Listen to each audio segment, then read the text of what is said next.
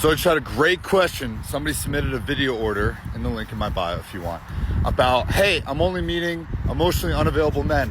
What do I do? Where are all the good men? What's going on? I'm anxious. They all seem to be avoidant. What do I do? And you know what? I get it. And I'll tell you why that's happening. You're meeting emotionally unavailable men because men have learned to make their investments a lot more wisely. Good men are out there. There's actually a ton of us out there, and they're usually a little bit more quiet and probably not on the internet, especially posting life advice like I am. But men are very, very, very picky these days. Why? Because they've seen other men get torn down. Politicians, celebrities, athletes, their friends, their family. Women have so much power, and it's awesome, right? Women should obviously have equal rights and should obviously be empowered to do whatever they want. However, men have been getting seriously hurt. And if you want to look at the divorce rates in this country and who pays the most alimony and how men's lives get raked under the coals, regardless of how that divorce or that breakup transpires, it is not a healthy situation for men.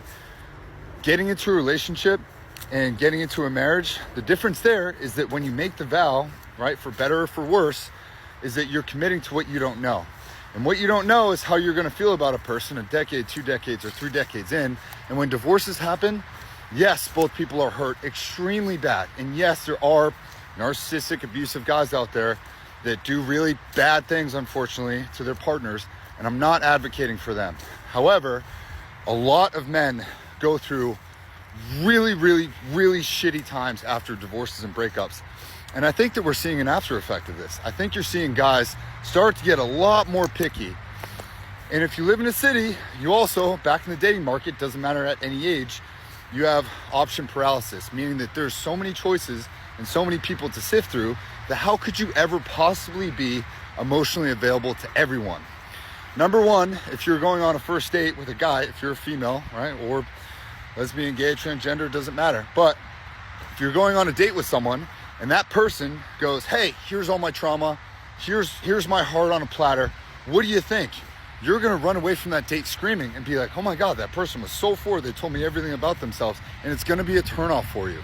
Don't say otherwise, because that's always a turnoff for you. Women in particular, from what my experience says, is that they like men who can be emotionally available at times, right? I really don't think women want a man who's always emotionally available. And sure, maybe there is a select few out there, but I think the majority of you, if your guy was always coming to you telling about how bad of a day he was and how he's feeling, I think that would probably irritate you a lot.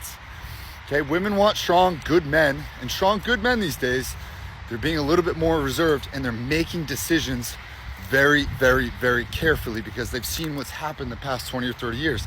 I'm not saying what's happened the past 20 or 30 years is bad. I'm saying that there's a byproduct in a second and a third order effect to how men have been treated after these breakups, after these divorces, because men really have to go back to the drawing table. Doesn't matter if they make more money. Doesn't matter if they fucked up. Men are always the ones that pay mentally, physically, emotionally, financially after relationships. And my heart goes out to these dudes because a divorce is a serious thing, as well as marriage, as well as dating someone. So, before we start talking about how all men are emotionally unavailable and narcissistic or what happened, whatever your story is, understand the bigger picture. That men have a lot more at risk in terms of their career, their integrity, their lives. For men, a lot of it's about appearances. We want to look like we have our shit together. We want to be physically fit, mentally strong, financially secure, spiritually and emotionally available, and always learning. If you can do that as a dude, you're pretty much winning. And then if you have a partner and a family and you got the whole picture where it looks like you're doing well, awesome. But the minute that you lose that, everybody else sees the man fall from the tower, right? And everyone will take the woman's side regardless of what happened because the man is now the bad guy and he has to work to reclaim that integrity. These are the things that women don't see after relationships for men. And again, doesn't matter who is the bad guy in the situation, men always are the ones that fall from the tower. And now men are saying, hey, I don't want that to happen to me. And so they're being really reserved when it comes to their emotions, who they date, who they choose to partner with, and then who they want to marry. So feel free to argue with me in the comments. I'm just pretty passionate about this, and I'm pretty convinced this is how it is. And I work with a lot of female clients, and I have this conversation. I know there's always extenuating circumstances. I'm not talking about anyone here specifically, so don't bash me to hell, right? Because I said something that is triggering. I'm just trying to give you the truth from my perspective. And if you got something for me, hit me up. Hit me up for one-on-one coaching. All the links in the bio. Feel free to give me your 2 cents in, yeah, it's raining. I gotta go.